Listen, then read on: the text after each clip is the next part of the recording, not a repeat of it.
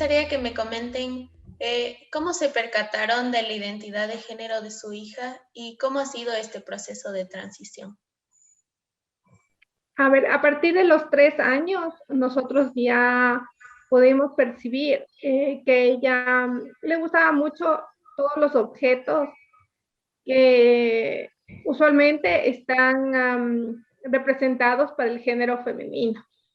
Le gustaban mucho las películas, nos decía que ella quiere ser una niña y lo que tú vas a leer en los libros o te van a decir algunas madres, sí, sí se presentaba en mi hija, por ejemplo, se colocaba toallas en la cabeza simulando que es cabello y siempre trataba de representarse como una niña en cualquier momento de su vida, más con objetos, ¿no?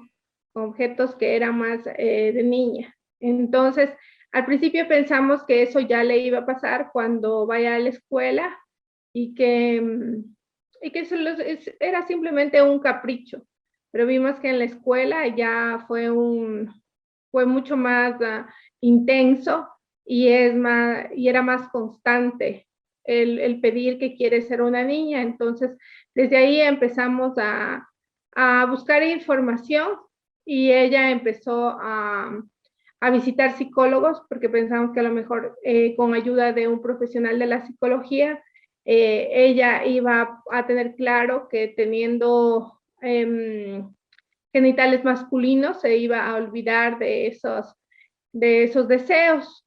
No conocíamos del tema de la identidad de género, que bueno, que puede haber una incongruencia de género en algunas personas.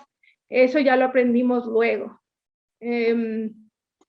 Yo creo que realmente siempre hemos estado convencidos que ellos nunca hacen la transición, como se cree, o sea, que ellos transitan en el género, no. Creemos que realmente en el caso de los niños, ellos siguen siendo quienes son y los que transitamos somos los padres y la familia, porque ellos simplemente se presentan tal cual son, sin manipulación de nadie, se presentan tal cual son y luego es que cuando tú les dejas que vivan en el género con el cual se identifican, entonces ahí es cuando tú como adulto que vives en este mundo tan binario, entonces ahí tú dices, ya, mi hija tiene una identidad de género femenina, aunque haya nacido con genitales masculinos. Entonces, ahí nosotros comprendimos y toda la familia, tanto la familia, el núcleo familiar que es papá, mamá, hermano, entendimos esa condición y la transmitimos a la familia ampliada. Entonces hubieron personas que transitaron con ella y hubieron personas que no transitaron. Es decir, no aceptaron que ella realmente tiene una identidad de género femenina, pero eso no ha sido obstáculo para que ella continúe. Entonces, en esta condición también tuvimos varios conocidos que al principio pensamos que eran amigos y que luego nos dimos cuenta que simplemente eran conocidos y ellos tampoco pudieron comprender esta condición y se quedaron en el camino, obviamente. De mi parte, bueno, tal vez un poquito en tema de ir comprendiendo estas identidades.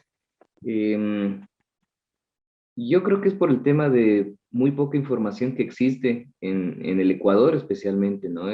Yo pienso que es en general en Latinoamérica, pero el tema es muy diferente al de otros países que digamos pueden ser el primer mundo, Estados Unidos, Europa, donde las personas transgénero ya incluso se educa desde la escuela.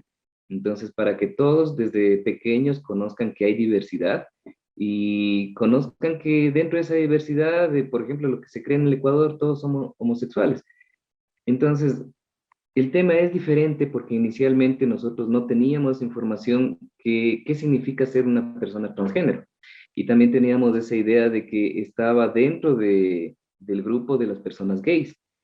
Y luego nos enteramos que hay también este grupo de personas transgénero, transexuales, travestis, que son diferentes, ¿no? Que no tienen las mismas necesidades, que no sienten igual que las personas homosexuales. Entonces, es un grupo, es una comunidad diferente. Entonces, eso es algo de lo que en el Ecuador no se habla, no se conoce y que también puede hacer que los padres nos equivoquemos.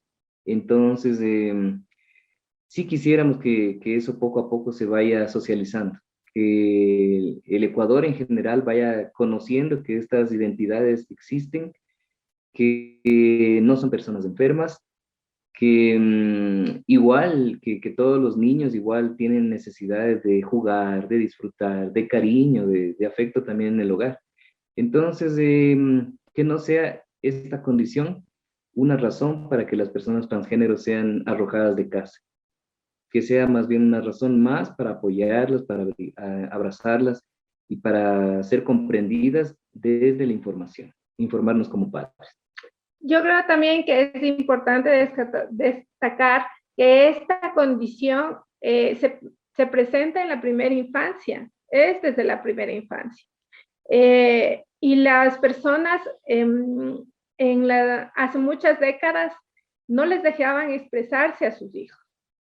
Ahora los tiempos han cambiado. Yo creo que los padres, algunos padres hemos sido mucho más observadores de qué sucede con nuestros hijos y hemos podido permitirles que vivan en su género sentido desde cortas edades.